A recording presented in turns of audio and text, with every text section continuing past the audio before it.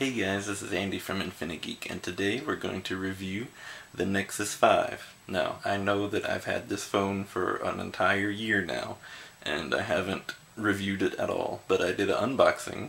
That counts, right? But, yeah, I'm just going to do a really quick review because I already know that there's tons of reviews out there. So, the first thing that I want to say about it, which is just a too long didn't read, this phone is awesome.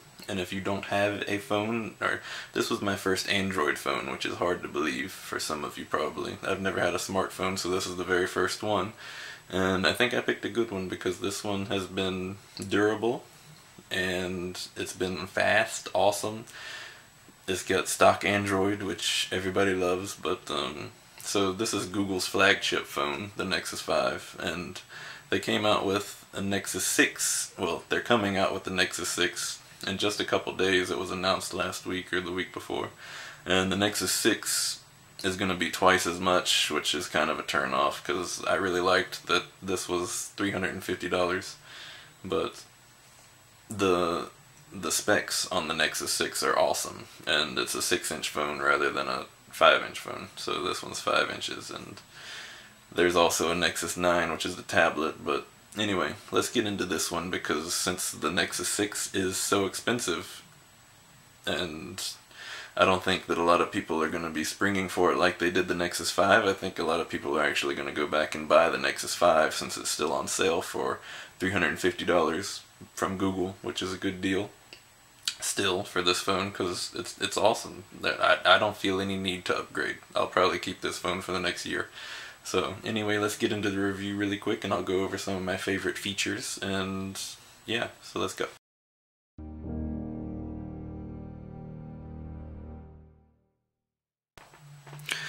So this is the Nexus 5. It's a Google phone. It's probably the most pure Google experience that you can get. Made by LG. It's got the nice Nexus branding.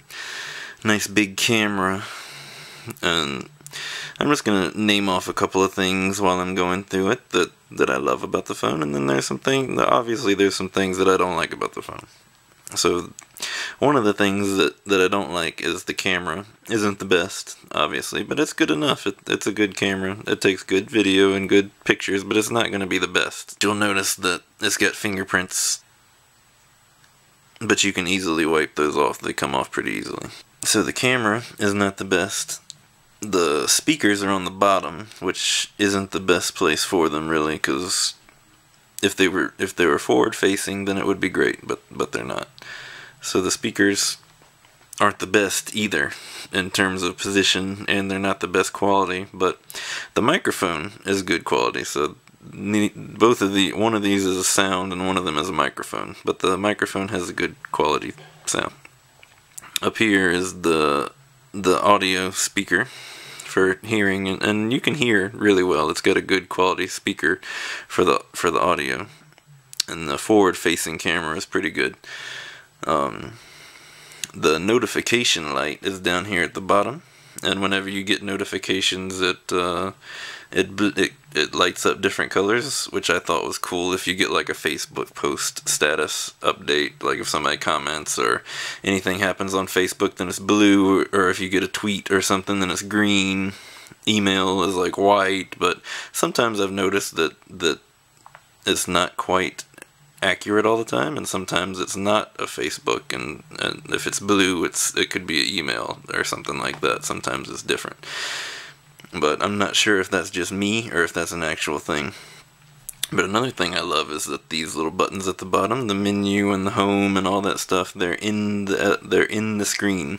So they're not like external, they're just transparent, part of the Android 4.4 KitKat experience.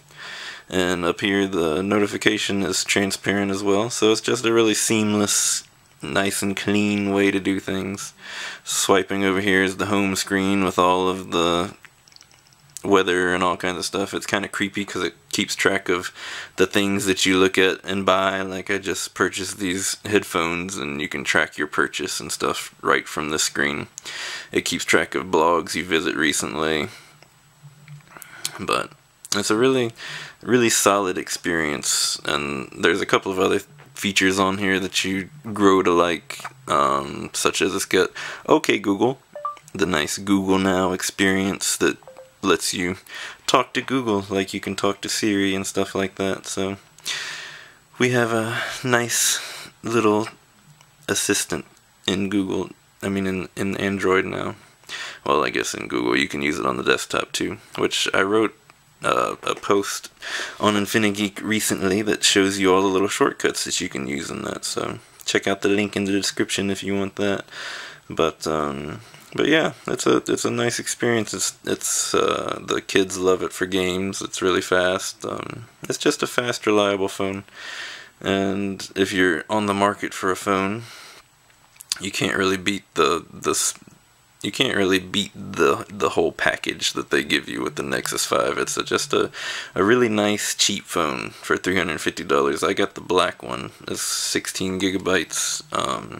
Another thing that isn't good about this is that the memory is not expandable. So if you get 16 gigs or 32 gigs, then you're stuck with that, which kind of sucks. But I haven't really had too much trouble. I've had a lot of video and pictures and games and all sorts of stuff on here, and you just pick and choose. If you get full, you just delete some stuff. But one of the cool things is that it backs up your photos in Google+, so you've got that. And I'll do a video soon that shows you how to connect with the USB cord to the computer, and you just drag and drop all your stuff on your computer and back it up that way, like it's its own little file storage thing. So yeah, my year review is that I really love the phone. The battery life could be a little better. You usually have to charge it before the end of the day, but other than that, it's just a really good Android experience, and I couldn't be happier with it, really. I was excited about the Nexus 6, because if the Nexus 6 was going to be as awesome as this, the price on the Nexus 6 probably fits, because if this had really awesome speakers, a really awesome camera, and stuff like that, the screen is awesome and the software is awesome. But if it was as high-end as the Nexus 6, then this would probably be the same price as the Nexus 6, which the Nexus 6 I think is $650. So that's a lot. So if you're on the market for a off-contract phone, that's another thing that I really like. You can pick any carrier. It's got the little SIM card on the side. But yeah, so that's my impressions. I'm really happy with the phone. So if you like this video and you want to see more reviews, which I'm going to be reviewing a lot of stuff soon, I'll just post them here when they're ready. And thanks for the support, guys. Like and subscribe, favorite if you really like it. Alright, I'll see you in the next video.